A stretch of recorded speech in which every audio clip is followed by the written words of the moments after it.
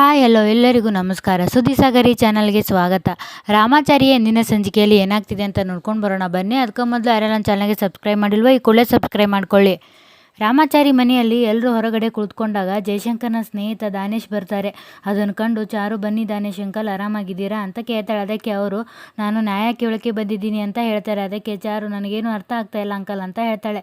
ಅದಕ್ಕೆ ಅವರು, ಅಲ್ಲಿ ನೋಡಿದ್ರೆ ಎಷ್ಟು ವಿಷಯ ಆಗಿದೆ, ನಿಮ್ಮ ತಂದೆಯವರು ಕಂಪ್ನಿಯಲ್ಲಿ ಎಷ್ಟು ಅನಾಹುತ ಆಗಿದೆ, ನಿನಗೇನು ಅರ್ಥ ಆಗ್ತಾ ಇಲ್ಲ ಅಂತ ಹೇಳ್ತಿದೆಯಲ್ಲಮ್ಮ ಅಂತ ಹೇಳ್ತಾರೆ. ಆಗ ಚಾರು, ಅದು ನಮ್ಮಮ್ಮ ಗೊತ್ತಿಲ್ಲದೆ ಮಾಡಿರೋ ತಪ್ಪಿನಿಂದ ಏನೇನೋ ಅನಾಹುತ ಆಗಿಬಿಟ್ಟಿದೆ, ಇದರಲ್ಲಿ ನನ್ನ ಡ್ಯಾಡ್ದು ಏನೂ ತಪ್ಪಿಲ್ಲ ಅಂತ ಹೇಳ್ತಾಳೆ. ಆಗ ಅವರು, ತಪ್ಪು ನಿಮ್ಮ ಅಮ್ಮಂದೋ ನಿಮ್ಮ ಅಪ್ಪಂದೋ ನನಗೆ ಗೊತ್ತಿಲ್ಲ, ಒಟ್ಟಿನಲ್ಲಿ ನಿಮ್ಮನ್ನು ನೋಡಿ ನಿಮ್ಮ ಕಂಪ್ನಿಯಲ್ಲಿ ಇನ್ವೆಸ್ಟ್ ಮಾಡಿದ್ದು ತಪ್ಪು ನನ್ನದು ಅಂತ ಅನ್ನಿಸ್ತಾ ಇದೆ. ನಾನು ನಿಮ್ಮ ಕಂಪ್ನಿಯಲ್ಲಿ 90 ಕೋಟಿ ಇನ್ವೆಸ್ಟ್ ಮಾಡಿದ್ದೀನಿ, ಈಗ ಅದನ್ನು ಯಾರ ಹತ್ರ ಹೋಗಿ ಕೇಳಬೇಕು ಅಂತ ಹೇಳ್ತಾರೆ.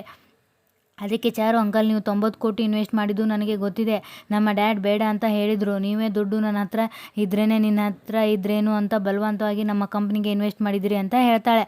ಆಗ ಅವರು, ಹೌದಮ್ಮ ನಾನೇ ಬಲವಂತವಾಗಿ ಕೊಟ್ಟೆ, ಅದೆಲ್ಲ ಬಿಸ್ನೆಸ್ ನ್ಯಾಕ್, ನಿಮ್ಮಪ್ಪ ಬುದ್ಧಿವಂತಿಕೆಯಿಂದ ಬಿಸ್ನೆಸ್ ಮಾಡ್ತಿದ್ರು ಅಂತ ಎಲ್ರಿಗೂ ಗೊತ್ತಿತ್ತು, ನಂಬಿಕಸ್ಥರ ಹತ್ರ ಇನ್ವೆಸ್ಟ್ ಮಾಡಿದರೆ ದುಡ್ಡು ಜೋಪಾನವಾಗಿರುತ್ತೆ, ಹೆಚ್ಚಿನ ಲಾಭನೂ ಬರುತ್ತೆ ಅಂತ ಇನ್ವೆಸ್ಟ್ ಮಾಡಿದೆ ಅಂತ ಹೇಳ್ತಾರೆ. ಅದಕ್ಕೆ ಚಾರು, ನೀವೇ ನಮ್ಮ ತಂದೆಯ ಮುಂದೆ ಹೇಳಿದ್ರಿ ನಮ್ಮ ಕಂಪ್ನಿ ತುಂಬ ಚಿಕ್ಕದಾಗಿತ್ತು, ನಿಮ್ಮ ಹತ್ತಿರ ಇನ್ವೆಸ್ಟ್ ಮಾಡಿದ ಮೇಲೆ ನನ್ನ ಕಂಪ್ನಿ ತುಂಬ ಇಂಪ್ರೂವ್ ಆಯಿತು ಅಂತ ಹೇಳಿದಿರಿ ಅಂತ ಕೇಳ್ತಾಳೆ. ಆಗ ಅವರು, ನಿಮ್ಮ ಅಪ್ಪನ ಹತ್ರ ಇನ್ವೆಸ್ಟ್ ಮಾಡಿದ್ದಕ್ಕೆ ನನಗೆ ಲಾಭನೂ ಬಂದಿದೆ, ನಾನು ಇಂಪ್ರೂವ್ನೂ ಆಗಿದ್ದೀನಿ, ಅದನ್ನು ಯಾವತ್ತೂ ಇಲ್ಲ ಅಂತ ನಾನು ಹೇಳಲ್ಲ, ಹಾಗಂತ ಇನ್ವೆಸ್ಟ್ ಮಾಡಿದ್ದ ದುಡ್ಡು ಈಗ ವಾಪಸ್ ಬರಲ್ಲ ಅಂತ ಗೊತ್ತಾದ ಮೇಲೆ ಸುಮ್ಮನೆ ಇರೋಕ್ಕಾಗುತ್ತಾ, ನೀನೇ ಹೇಳು ಅಂತ ಹೇಳ್ತಾರೆ. ಆಗ ರಾಮಾಚಾರಿ, ಇಲ್ಲ ಸರ್, ಜಯಶಂಕರ್ ಅವರು ಕೆಲವರ ಕುತಂತ್ರಕ್ಕೆ ಬಲಿಯಾಗಿದ್ದಾರೆ ಅಂತ ಹೇಳ್ತಾನೆ. ಆಗ ಚಾರು, ನಿಮ್ಮ ದುಡ್ಡು ನಿಮಗೆ ವಾಪಸ್ ಬರ್ತದೆ ಅಂಕಲ್ ಅಂತ ಹೇಳ್ತಾಳೆ. ಅದಕ್ಕೆ ಅವರು, ನಿಮ್ಮ ತಂದೆನೇ ವಾಪಸ್ ಬರಲ್ಲ, ಇನ್ನು ದುಡ್ಡೆಲ್ಲಿಂದ ಬರ್ತದೆ, ನಿಮ್ಮ ಅಪ್ಪನ ಮೇಲೆ ಇಟ್ಟಿರುವ ನಂಬಿಕೆನೂ ಅವರು ಉಳಿಸ್ಕೊಂಡಿಲ್ಲ ಅಂತ ಹೇಳ್ತಾರೆ. ಆಗ ಚಾರು, ಅಂಕಲ್ ನೀವು ನಮ್ಮ ಅಪ್ಪನ ಬಗ್ಗೆ ಏನೇನೋ ಮಾತಾಡಬೇಡಿ ಅಂತ ಹೇಳ್ತಾಳೆ. ಆಗ ಅಜ್ಜಿ, ಏನಪ್ಪ ನೀನು ಅವಳ ಬಸುರಿ ಹೆಣ್ಣು, ಅವಳ ಹತ್ರ ನೀನು ಹೀಗೆಲ್ಲ ಮಾತಾಡ್ತಾ ಇದೆಯಲ್ಲ, ನಿನಗೇನು ಅನ್ಸೋದು ಅಲ್ವಾ ಅಂತ ಕೇಳ್ತಾಳೆ. ಅದಕ್ಕೆ ಅವರು, ಅದಕ್ಕೂ ಮೊದಲು ಇವರಪ್ಪ ಸರಿಯಾಗಿರಬೇಕಾಗಿತ್ತು ಅಂತ ಹೇಳ್ತಾನೆ. ಆಗ ರಾಮಾಚಾರಿ, ಸರ್ ನೀವು ಒಂದು ಕಂಪನಿಗೆ ದುಡ್ಡು ಹಾಕಿ ಆ ಕಂಪ್ನಿ ಸ್ಟಾಕ್ಸ್ ಬಂದಿದೆ ಅಂದರೆ ಇದಕ್ಕೆ ಇವರೇನು ಮಾಡಬೇಕು ಅಂತ ಕೇಳ್ತಾನೆ. ಆಗ ಅವರು, ನೀವೇನ್ರಿ ಹೀಗೆ ಹೇಳ್ತಿದ್ದೀರಾ, ಇವರಪ್ಪ ತಪ್ಪು ಮಾಡಿದರೆ ಮಗಳ ಹತ್ರ ಅಲ್ಲದೆ ಇನ್ಯಾರ ಹತ್ರ ನ್ಯಾಯ ಕೇಳಿ, ನೀವ್ಯಾರು ನಡುವೆ ಮಾತಾಡಬೇಡಿ, ನಾನು ಜಯಶಂಕರ್ನ ಮಗಳ ಹತ್ರ ಮಾತಾಡೋಕ್ಕೆ ಬಂದಿದ್ದೀನಿ. ನೋಡಮ್ಮ ಚಾರು, ನೀನು ನಿಜವಾಗಿ ಜಯಶಂಕರ್ ಮಗಳಾಗಿದ್ದರೆ ನೀನೇ ಮಾತಾಡು, ಇಲ್ಲಾಂದರೆ ಬಿಟ್ಬಿಡು, ಈಗೇನು ಮಾತಾಡ್ತೀಯೋ ಇಲ್ಲಿ ಜಯಶಂಕರ್ ಮಗಳೇ ಅಲ್ಲ ಅಂದ್ಕೊಂಡು ಸುಮ್ಮನಿರ್ತೀನೋ ಅಂತ ಹೇಳ್ತಾರೆ. ಆಗ ರಾಮಾಚಾರಿ, ದಯವಿಟ್ಟು ನೀವು ಆಡುವ ಮಾತಿನ ಮೇಲೆ ಪ್ರಜ್ಞೆ ಇರಲಿ ಅಂತ ಹೇಳ್ತಾನೆ. ಆಗ ಅವರು, ನೋಡಿ ಕೋಪ ಮಾಡ್ಕೋಬೇಕಾಗಿರೋದು ನೀವಲ್ಲ, ನೀನು ನಿಜವಾಗಿ ಜಯಶಂಕರ್ನ ಮಗಳೇ ಆಗಿದ್ದರೆ ನನ್ನ ದುಡ್ಡು ನನಗೆ ವಾಪಸ್ ಕೊಡು ಅಂತ ಹೇಳ್ತಾರೆ. ಅದಕ್ಕೆ ಚಾರು, ನಿಮ್ಮ ದುಡ್ಡು ವಾಪಸ್ ಕೊಡೋದಕ್ಕೆ ನಾನು ಅರೇಂಜ್ ಮಾಡ್ತೀನಿ, ನೀವು ತಲೆ ಕೆಡಿಸ್ಕೋಬೇಡಿ ಅಂತ ಹೇಳ್ತಾಳೆ. ಅದಕ್ಕೆ ಅವರು ಚಾರುಗೆ, ನಿಮ್ಮ ಅಪ್ಪನಿಗೆ ಕೊಟ್ಟಿರೋ ದುಡ್ಡನ್ನು ನೀನೇ ವಾಪಸ್ ಕೊಡ್ತೀನಿ ಅಂತ ಬಾಂಡ್ ಪೇಪರ್ ಮೇಲೆ ಸಹಿ ಮಾಡಿಕೊಡು ಅಂತ ಕೇಳಿದಾಗ ಚಾರು ರಾಮಾಚಾರಿ ಬೇಡ ಅಂತ ಹೇಳಿದ್ರು ಕೂಡ ಅವಳು ಬಾಂಡ್ ಪೇಪರ್ ಮೇಲೆ ಮುಂದಿನ ತಿಂಗಳು ನಿಮ್ಮ ಹಣ ಕೊಡ್ತೇನೆ ಅಂತ ಬರೆದು ಸಹಿ ಹಾಕಿ ಕೊಡ್ತಾಳೆ. ಆಗ ಅವರು 1 ತಿಂಗಳ ನಂತರ ಬರ್ತೀನಿ ಅಂತ ಹೇಳಿ ಅಲ್ಲಿಂದ ಹೋಗ್ತಾರೆ. ಇತ್ತ ಕಡೆ ಮಾನ್ಯತ ಮನೆಯಲ್ಲಿ ಜೇಕೆ ಅಂತೂ ದೊಡ್ಡ ಆಲದ ಮರದ ಥರ ಇರೋ ನಿಮ್ಮ ಗಂಡನ ಪ್ಲ್ಯಾನ್ ಮಾಡಿ ಮುಳುಗಿಸ್ಬಿಟ್ರಿ ಅಂತ ಮಾನ್ಯತೆಗೆ ಹೇಳ್ತಾನೆ. ಆಗ ಮಾನ್ಯತ, ಇಷ್ಟು ದಿನ ಮಾಡಿದ್ದು ಬರೀ ಪ್ಲ್ಯಾನ್, ಈಗ ಬರೋದು ರಿಸಲ್ಟ್ ಅಂತ ಹೇಳ್ತಾಳೆ. ಆಗ ಜೇಕೆ, ಅಂದರೆ ನಿಮ್ಮ ಗಂಡನ ಕಂಪ್ನಿ ಮುಳುಗಿ ಅವರು ಜೈಲು ಸೇರಿದ್ರು ಅದು ರಿಸಲ್ಟ್ ಅಲ್ವಾ ಅಂತ ಕೇಳ್ತಾನೆ. ಅದಕ್ಕೆ ಅವಳು, ಇನ್ನೂ ಫೈನಲ್ ರಿಸಲ್ಟ್ ಬಂದಿಲ್ಲ, ನಾನು ಇಷ್ಟೆಲ್ಲ ಮಾಡಿದ್ದು ಯಾಕೆ, ನನ್ನ ಮಗಳು ನನ್ನ ಮಗಳಾಗಿ ಮನೆಗೆ ಬರಬೇಕು ಅಂತ ತಾನೆ ಅಂತ ಹೇಳ್ತಾಳೆ. ಅದಕ್ಕೆ ಜೇಕೆ, ನೀವು ಮಾಡಿದ್ದು ಎಲ್ಲ ನಿಯಮಗಳು ನಿಮ್ಮ ಮಗಳಿಗೋಸ್ಕರ ಅಂತ ಹೇಳ್ತೀರಾ, ಆದರೆ ನಿಮ್ಮ ಮಗಳು ಇಲ್ಲಿ ಬಂದು ರುದ್ರತಾಂಡವಾಡ್ಬಿಟ್ಟು ಹೋಗ್ತಾಳೆ ಅಂತ ಹೇಳ್ತಾನೆ. ಆಗ ರುಕ್ಕು, ನೋಡಿ ಚಾರು ಅಷ್ಟು ಸುಲಭವಾಗಿ ರಾಮಾಚಾರಿನ ಬಿಟ್ಟು ಬರೋದಿಲ್ಲ ಅಂತ ಹೇಳ್ತಾಳೆ. ಆಗ ಮಾನ್ಯತಾ, ರುಕ್ಕು ನಿನ್ನ ಗೆಸ್ ಕರೆಕ್ಟಾಗಿದೆ, ಆದರೆ ರಾಮಾಚಾರಿನೇ ಚಾರುನ ಕಳಿಸ್ಕೊಟ್ರೆ ಅಂತ ಹೇಳ್ತಾಳೆ. ಆಯಿತಾ. ಚಾರು ಮನೆಯಲ್ಲಿ ಒಬ್ಬಳೇ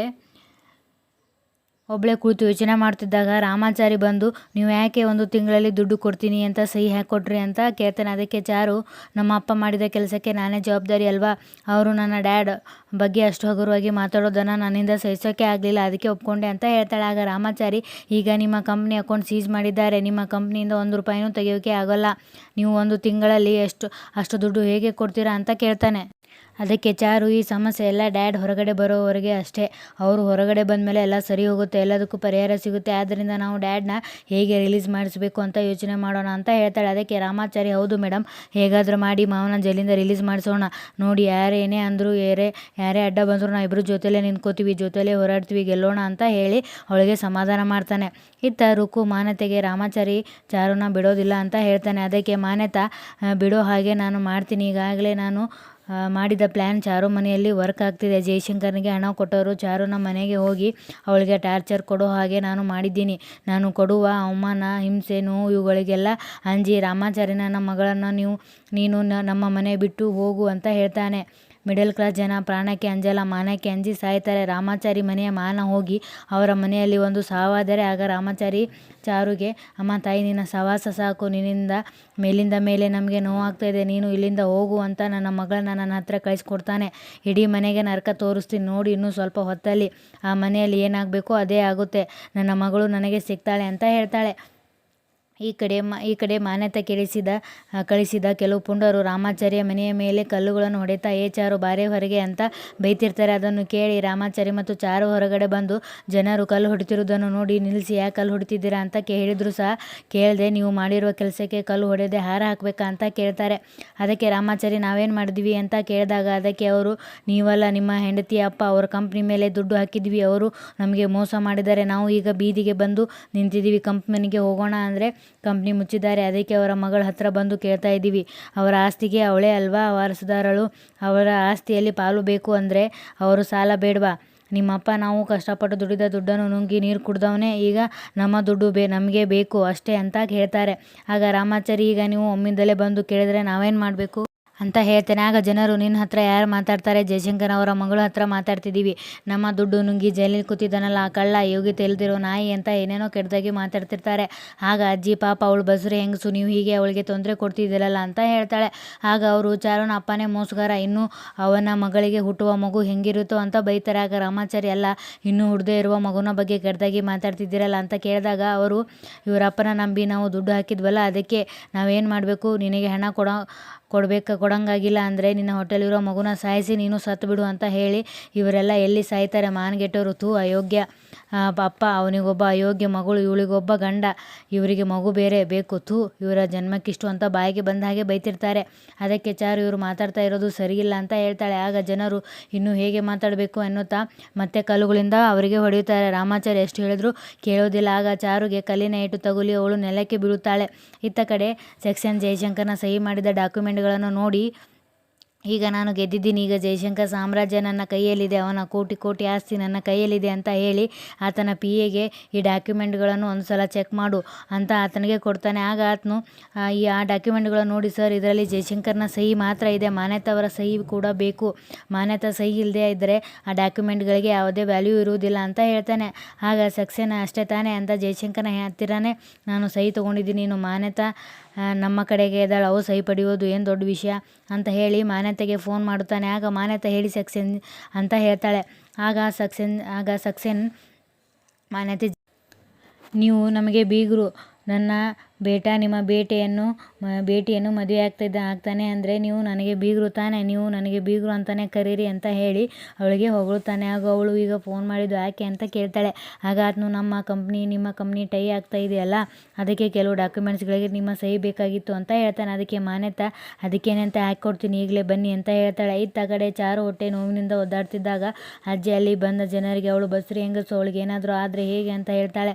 ಆಗ ಅಲ್ಲಿ ಬಂದ ಜನರಲ್ಲಿ ಒಬ್ಬ ಕಂಡವರ ದುಡ್ಡು ತಿಂದವನ ಮಗಳು, ಅವಳ ಮಗು ಹೇಗೆ ಬದುಕುತ್ತದೆ ಅಂತ ಅಂದು ಬಡಿಗೆಯನ್ನು ತೆಗೆದುಕೊಂಡು ಅವಳಿಗೆ ಹೊಡೆಯಲು ಹೋಗ್ತಾನೆ. ಆಗ ರಾಮಾಚಾರಿ ಕೈಯಲ್ಲಿ ಮಚ್ಚಿಡಿದುಕೊಂಡು, ನನ್ನ ಹೆಂಡತಿ ಮೇಲೆ ಕೈ ಮಾಡ್ತೀರಾ, ಒಬ್ಬೊಬ್ಬರು ರುಂಡಾನು ಚೆಂಡಾಡಿಬಿಡ್ತೀನಿ ಅಂತ ಅಂದು ಅವರಿಗೆ ಹೊಡೆಯುತ್ತಾನೆ. ಆಗ ಚಾರು ಎದ್ದು ಬಂದು, ನಿಮ್ಮ ದುಡ್ಡನ್ನು ನಾವು ಬಡ್ಡಿ ಸಮೇತ ವಾಪಸ್ ಕೊಡ್ತೀವಿ, ಆದಷ್ಟು ಬೇಗ ಇಲ್ಲಿಂದ ನೀವು ಹೋಗಿ, ನನ್ನ ಮಗುನ ಮೇಲೆ ಆಣೆ ಅಂತ ಹೇಳ್ತಾಳೆ. ಆಗ ಅವರು, ನೀನು ಕೊಡ್ತೀಯಾ ಅಂತ ಹೇಳಿದಕ್ಕೆ ನಾವು ವಾಪಸ್ ಹೋಗ್ತಾ ಇದ್ದೀವಿ, ಕೊಡದೇ ಇದ್ದರೆ ಆಮೇಲೆ ಬಂದು ನೋಡ್ಕೊಳ್ಳೋಣ ಅಂತ ಹೇಳಿ ಅಲ್ಲಿಂದ ಹೋಗ್ತಾರೆ. ಆಗ ರಾಮಾಚಾರಿ ಚಾರುನ ಅಪ್ಕೊಂಡು ಸಮಾಧಾನ ಮಾಡ್ತಾನೆ.